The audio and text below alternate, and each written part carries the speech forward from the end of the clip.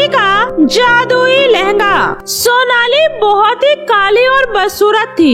उसके जन्म के वक्त ही सावित्री की मृत्यु हो गई थी, जिस वजह से मनोहर ने सोनाली को कभी अपनी बेटी नहीं माना, बल्कि सावित्री की मृत्यु के कुछ महीने बाद ही बिमला नाम की औरत से दूसरी शादी कर ली। अरे मनोहर जी, आपके घर में इतनी काली और बदसूरत सी ये लड़की कौन है? बिमला, तुम्हें इस लड़की पे ध्यान देने की जरूरत नहीं है। ये सिर्फ इस घर की नौकरानी है। ऐसे ही समय बीतता रहा। समय के साथ साथ बिमला ने भी अपनी एक खूबसूरत सी बेटी नेहा को जन्म दिया। बिमला और मनोहर नेहा से तो बहुत ही ज्यादा प्यार करते थे, वहीं सोनाली से कोई भी प्यार नहीं करता था, बल्कि सभी सोनाली को मनहूस मनहूस कहकर हमेशा ताने दिया करते थे। अरे ओ मनहूस, कहाँ मर गई? जी आई माँ।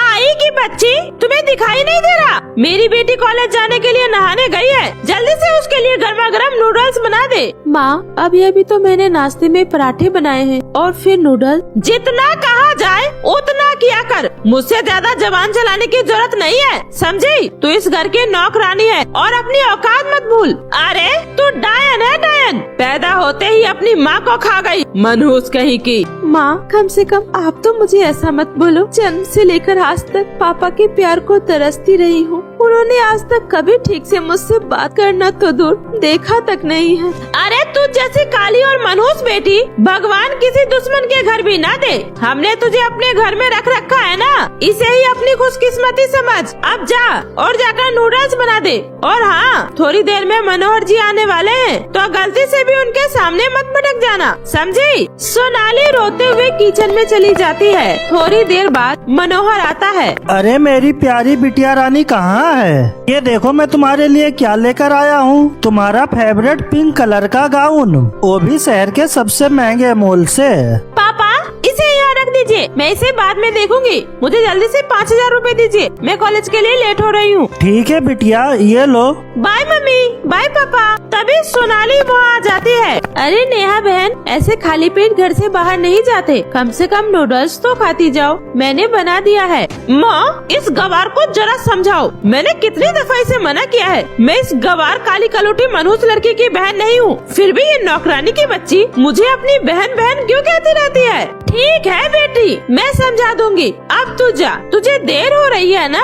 बिमला, मैंने मना किया है ना, मैं जब भी इस घर के अंदर आऊँ मुझे ये मनहूस नहीं दिखनी चाहिए। तुम्हें पता है आज मेरा कितना इम्पोर्टेंट मीटिंग है, लेकिन अब इस मनहूस का चेहरा देख लिया, अब सब खराब ही होने वाला है। ऐसा मत सोचिए जी, सब अच्छा होगा। अब आप जल्दी से हाथ मुँह धो लीजिए, मैं आपके लिए नाश्ता लगाती हूँ। अरे करमजली, तू अभी तक यहीं खड़ी है, चल अंदर जा। माँ, मुझे पापा से बात करनी है। पापा, मेरे पास भी पहनने के लिए एक भी कपड़े नहीं है, प्लीज मेरे लिए भी कोई फ्रॉक ला दीजिए ना। बिमला, इस मनहूस को कहो मेरी नजरों से दूर हो जाए। मैं एक पल के लिए भी इसकी शक्ल नहीं देखना चाहता। मैं ऑफिस जा रहा हूँ। नाश्ता तो कर लीजिए जी। भूख नहीं है। इतना कहकर मनोहर वहाँ से चला जाता है। मनोहर के जाते ही बिमला सोनाली पर बरस पड़ती है। मनोहर, तुझे अच्छे से पता है ना ये तेरी शक्ल नहीं देखना चाहते, तो क्यों अपनी मनहूसियत भरी शक्ल लेकर बार बार इनके सामने आ जाती है? माँ, आखिर मैंने किया क्या है? आखिर क्यों पापा मेरे साथ ऐसा व्यवहार करते हैं? इसलिए कि तू एक डायन है, डायन। तू पैदा होते ही अपनी माँ को खा गई, और डायन जैसी शक्ल भी है तेरी, काली भूतनी सी। अब जल्दी से जा किचन में और घर का सारा काम कर, समझी? शाम को मनोहर गुस्से से ऑफिस से घर आता है। क्या हुआ जी, सब ठीक तो है ना? कुछ ठीक नहीं है बिमला, मुझे पता था इस मनहूस की शक्ल देखने के बाद मेरा कोई भी काम अच्छा हो ही नहीं सकता। मीटिंग कैंसिल हो गई और जो डील मेरे साथ होने वाली थी वो और किसी के हाथ चली गई। मेरा बहुत बड़ा नुकसान हो गया बिमला। कोई बात नहीं जी, बिजनेस में तो ये सब लगा रहता है, अगली बार आपको इससे भी बड़ा मुनाफा होगा। नहीं बिमला, ये सब उस काली मनहूस की वजह से हुआ है। से वो मनहूस हमारे जीवन में आई है, तब से हमारे साथ सब कुछ गलत ही हो रहा है। अगर ऐसी बात है तो हम उसे अभी इस घर से निकाल देते हैं जी, ना तो वो इस घर में रहेगी और न ही उसकी मनहूसियत का साया हम में से किसी पर पड़ेगा। उसके बाद बिमला सोनाली के कमरे में जाती है और उसे बहुत मारती है। माँ, ये आप क्या कर रही है माँ? मुझे क्यों मार रही है माँ? माँ मुझे बहुत तेज लग रही है। पापा, पापा बचाओ, बचाओ पापा। माँ तुम्हें अब कोई नहीं बचाएगा। ये काम तो मुझे तेरे जन्म के समय ही कर देना चाहिए था। पता नहीं मैं तुम जैसे मनुष्य को क्यों ढो रहा था। बिमला, धक्के देकर इसे घर से बाहर निकाल दो। पापा मुझे घर से मत निकालो प्लीज, मुझे घर से मत निकालो।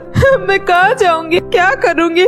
मेरा तो आप लोगों के सिवा कोई नहीं है। प्लीज मुझे मत निकालो।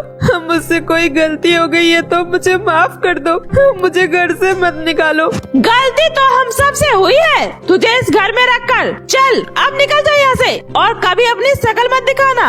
इतना बोलकर बिमला सोनाली को धक्के देकर घर से बाहर निकाल देती है। सोनाली रोते रोते एक नदी के किनारे पहुँच जाती है।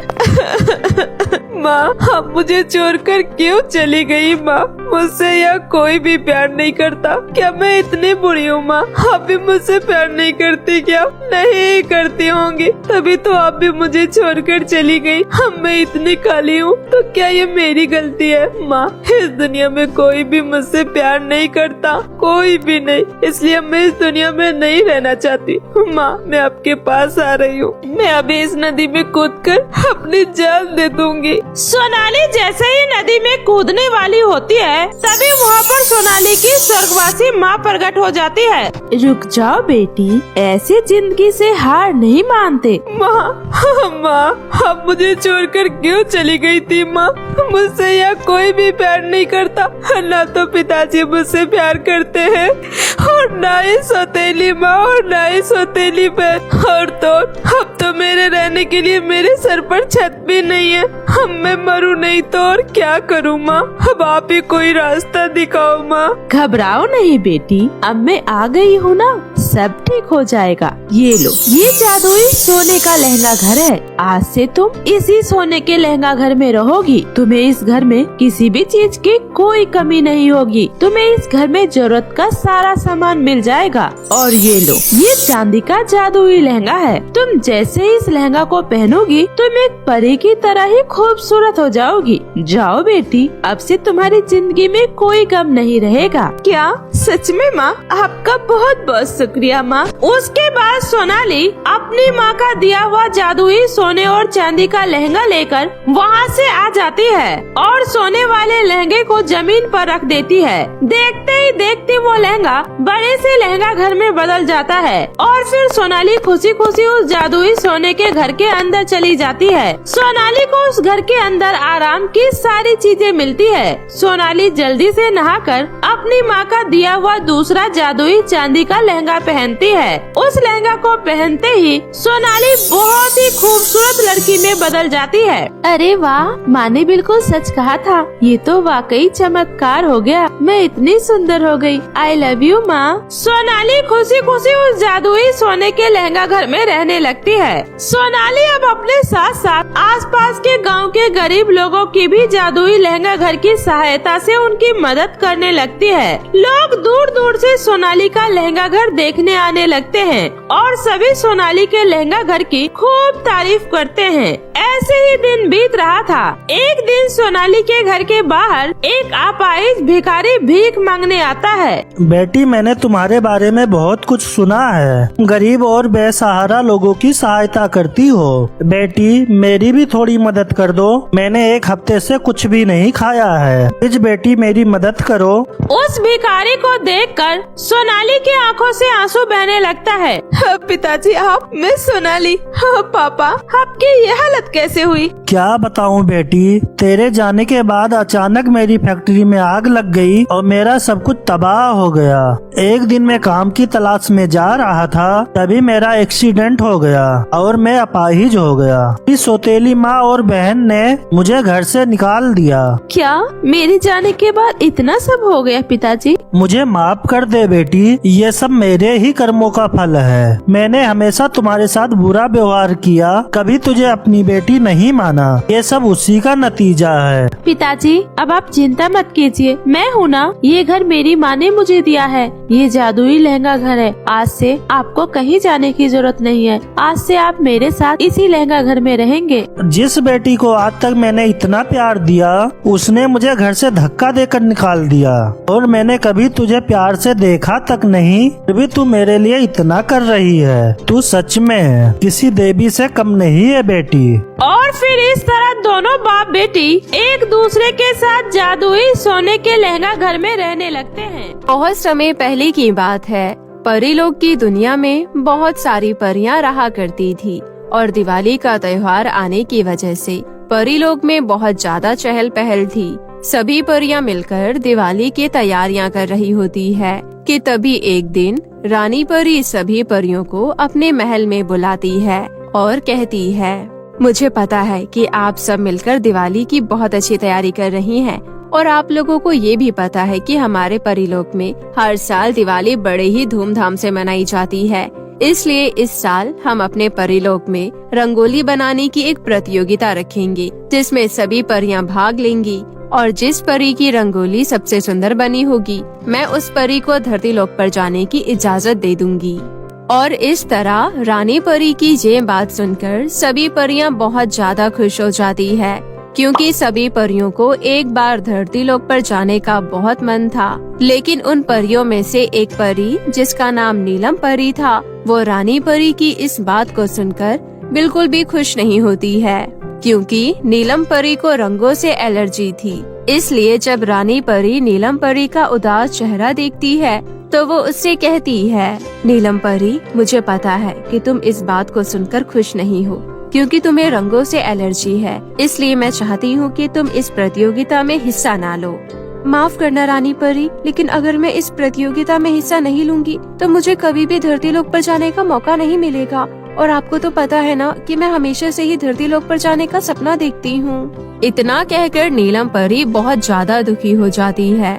वहीं नीलम परी की ये बात सुनकर सोनम परी बहुत ज्यादा खुश हो जाती है, क्योंकि वो शुरू से ही नीलम परी से बहुत ज्यादा जला करती थी, क्योंकि नीलम परी परीलोक की सबसे खूबसूरत परियों में से एक थी और रानी परी भी नीलम परी को बहुत ज्यादा पसंद किया करती थी। इसलिए इस बात से खुश होकर सभी परियां मिलकर सुंदर सुंदर रंगों से रंगोली बनाने की प्रैक्टिस करने लगती है। वहीं दूर खड़ी नीलम परी चुपचाप सभी परियों को रंगोली की प्रैक्टिस करते हुए देख रही होती है कि तभी वहाँ पर सोनम परी आती है और वो नीलम परी से कहती है, अरे क्या बात है नीलम परी, हम तो सोचते थे कि रानी परी तुम्हें बहुत ज्यादा प्यार करती है, लेकिन देखो आज उन्होंने कैसी प्रतियोगिता रखी है जिसमें तुम पार्टिसिपेट भी नहीं कर सकती हो। इसलिए तुम्हारा सुंदर होने का कोई फायदा नहीं है।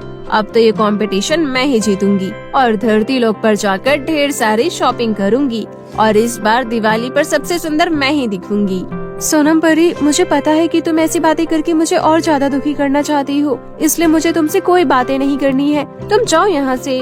नीलम परी की ये बात सुनकर सोनम परी वहाँ से मुंह बनाते हुए चली जाती है और अपनी रंगोली बनाने की प्रैक्टिस करने लगती है। वहीं सोनम परी की ऐसी बातें सुनकर नीलम परी को बहुत ज्यादा बुरा लगता है, इसलिए वो अपने कमरे में जाकर जोर जोर से रोने लगती है कि तभी उसके रोने की आवाज सुनकर रानी परी उसके कमरे में आती है और उससे कहती है, नीलम परी, क्या हुआ? तुम इस तरह क्यों रो रही हो? अरे माना कि तुम रंगोली प्रतियोगिता में पार्टिसिपेट नहीं कर सकती हो, लेकिन तुम दिवाली की बाकी तैयारियां तो कर सकती हो ना। और मैं नहीं चाहती कि दिवाली जैसे शुभ त्योहार पर परीलोक की कोई भी परी दुखी हो, और तुम तो मेरी सबसे चहेती परी हो, तो तुम इस तरह उदास कैसे हो सकती हो?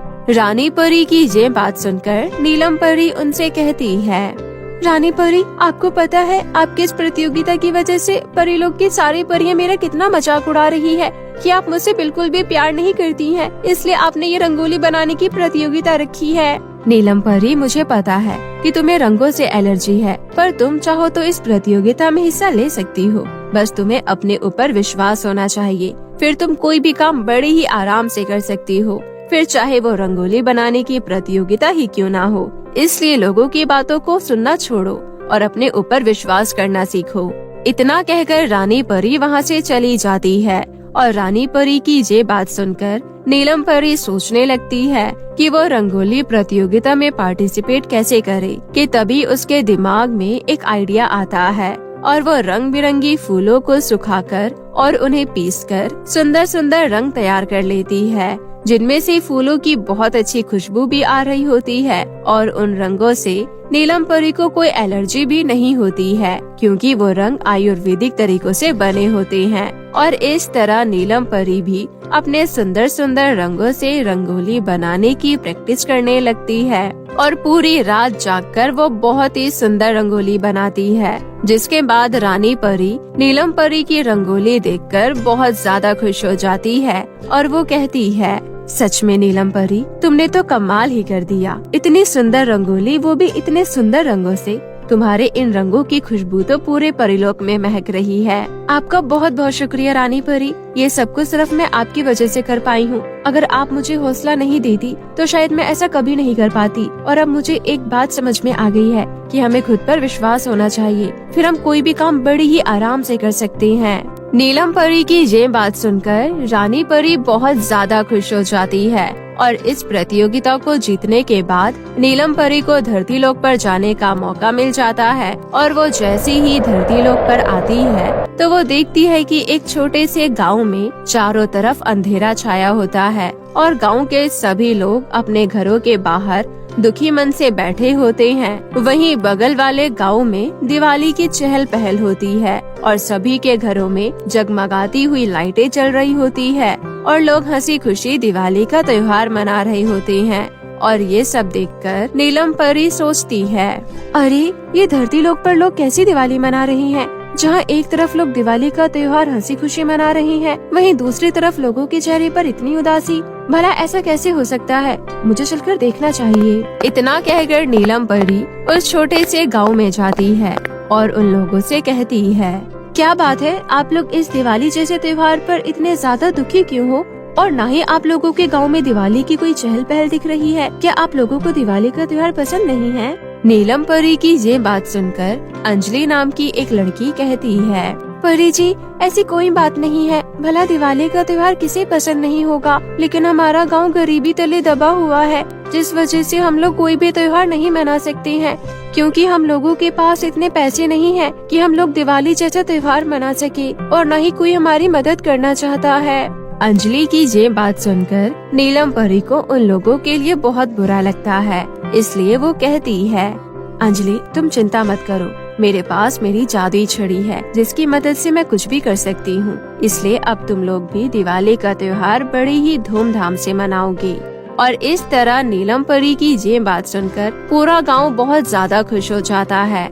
जिसके बाद नीलम परी अपनी जादुई छड़ी से पूरे गांव को लाइटों की जगमगाहट से भर देती है और पूरा गांव नए नए कपड़े पहनकर दिवाली का त्योहार बड़ी ही धूमधाम से मनाता है और साथ ही नीलम परी का शुक्रिया अदा करता है। और नीलम परी भी उन लोगों के साथ दिवाली की ये खुशियाँ बांटकर बहुत ज्यादा खुश हो जाती है, क्योंकि उसे उन लोगों की मदद करके बहुत अच्छा लगता है। जिसके बाद नीलम परी सभी परियों के लिए कुछ न कुछ खरीद कर वापस परीलोक आ जाती है और वो सबसे पहले सोनम परी को एक सुंदर सी ड्रेस देती है और कहती है, सोनम परी, तुम धरती लोक पर जाकर सिर्फ अपने लिए शॉपिंग करना चाहती थी ना, पर देखो मैं तुम सब परियों के लिए दिवाली पर पहनने के लिए सुंदर सुंदर ड्रेस लेकर आई हूँ, क्योंकि मैं नहीं चाहती कि परीलोक की कोई भी परी दिवाली पर खूबसूरती में मुझसे कम लगे, इसलिए ये लो, ये तुम पर बहुत अच्छा लगेगा। नीलम परी की ये बात सुनकर सोनम परी को अपनी गलती का एहसास हो जाता है और वो नीलम परी से हाथ जोड़कर माफी मांगती है। जिसके बाद सब लोग मिलकर परीलोक में हंसी खुशी दिवाली का त्योहार मनाते हैं और एक दूसरे को खुशियाँ बांटते हैं।